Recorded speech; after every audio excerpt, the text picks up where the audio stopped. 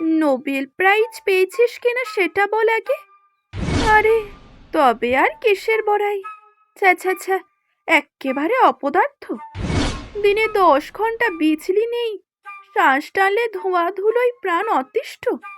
জিনিসপত্রে যা দর, উদরের সাথে মিটিয়ে ভালো মন্দ যে একটু খাবো তারও জো নেই।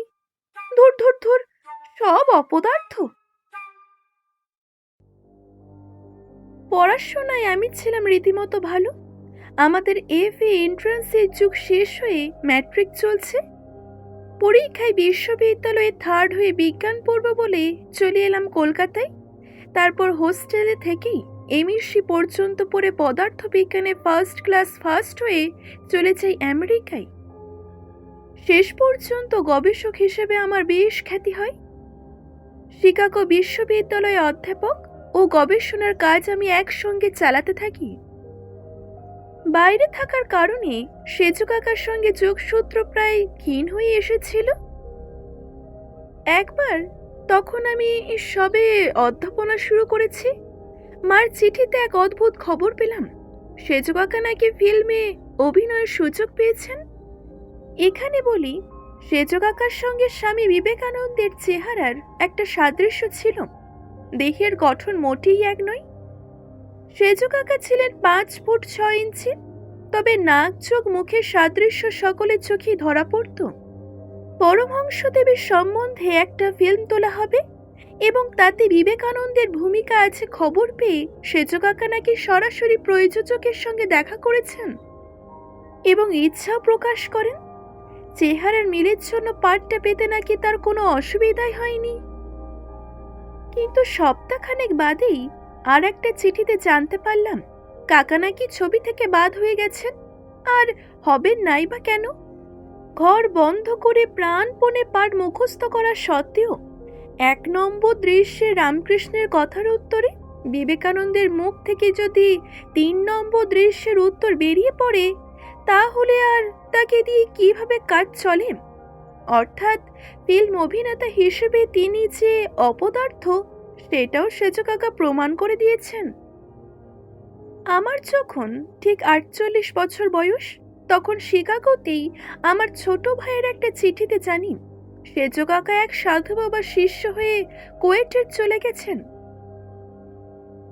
গত বছর ডিসেম্বরের গোড়ায় আমার ছোট কাকার মেয়ে কাকুলির বিয়েতে আমাকে কলকাতায় আসতে হয়। সঙ্গে আমার স্ত্রী আর আমার 2 মেয়ে, তারা দুজনেই পুরোপুরি আমেরিকায় মানুষ।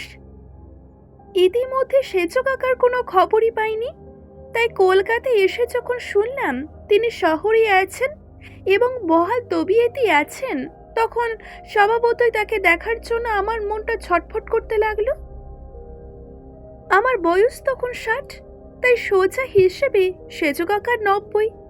আমি ধরেই নিয়েছিলাম যে ইতিমধ্যে প্রবাসী কাকার দেহান্তর ঘটেছে। শুনলাম ফার্ন রোডে তার ভাগ্নে, অর্থাৎ আমার ছোট পিসিমার ছেলে ডাক্তার রনিশ গুপ্তর বাড়িতে এসে তিনি উঠেছেন মাস 3 হলো। আরও শুনলাম যে ধর্মকর্ম ব্যাপারটা মোটেই নাকি তার ধাতে সয়নি। বছর 10 ইডলি দোসার অভ্যাস হয়নি। রোজ আধ পেটে খেয়ে ওজন নাকি প্রায় 30 কিলো কমে গেছে। আমি এসেছি শুনে তিনি তার ডাক্তার ভাগ্নেকে বলেছেন, ঝন্টুকে বলিস একবার যেন এসে আমার সঙ্গে দেখা করে। এক রবিবার সন্ধ্যায় গিয়ে হাজির হলাম ফার্ন রোডে। লোডশেডিং চলছে। দোতলার একটি ঘরে টিমটিমে মোমবাতি জ্বালিয়ে তাকিয়ে ঠেস দিয়ে খাটের ওপরে বসে আছেন সেজু কাকা। একটা মটকা চাদরের ওপর গলায় প্যাঁচ দিয়ে চড়ানো সবুজ মাফলার। কাকাকে দেখলে চেনা যায় বটে, এবং বলতেই হবে বয়সের পক্ষে রীতিমতো মজবুত চেহারা, মাথার চুল সব পাকা। কিন্তু এখনো যে তার চুল আছে, এটাই বড় কথা। আমায় দেখে হাসি দিতেই চোখে পড়ল তার ডজনখানেক দাঁত।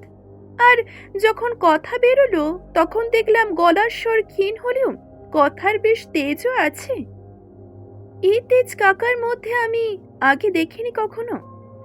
তিনি যে সকলের বয়োজ্যেষ্ঠ, তাকে যে আর কারুর কাছে মাথা নোয়াতে হয় না, এই বোধ হয়তো তার মেজাজে একটা ভারী কি ভাব এনে দিয়েছে। আমাকে দেখে উনি বললেন, কি কি কি রে ঝন্টু, মার্কিন মুলুকে কি কি করা হচ্ছে শুনি? আমার কাছের কথাটা যথাসম্ভব বিনয়ের সঙ্গে ওনাকে বললাম। সেজু কাকা বললেন, পদার্থবিজ্ঞান গবেষণা লোকে মান্যি করে। আমার ৭৭ বছরের পিসিমা গলা চড়িয়ে আমার সেজু কাকাকে জানিয়ে দিলেন যে আমার কত খ্যাতি। সেজু কাকা আমাকে বললেন, বটে, নোবেল প্রাইজ পেয়েছিস কিনা সেটা বল আগে। আমি তখন হালকা হেসে মাথা নাড়লাম। কাকা আবার বললেন, আরে তবে আর কিসের বড়াই, ছা ছা ছা, এক্কেবারে অপদার্থ।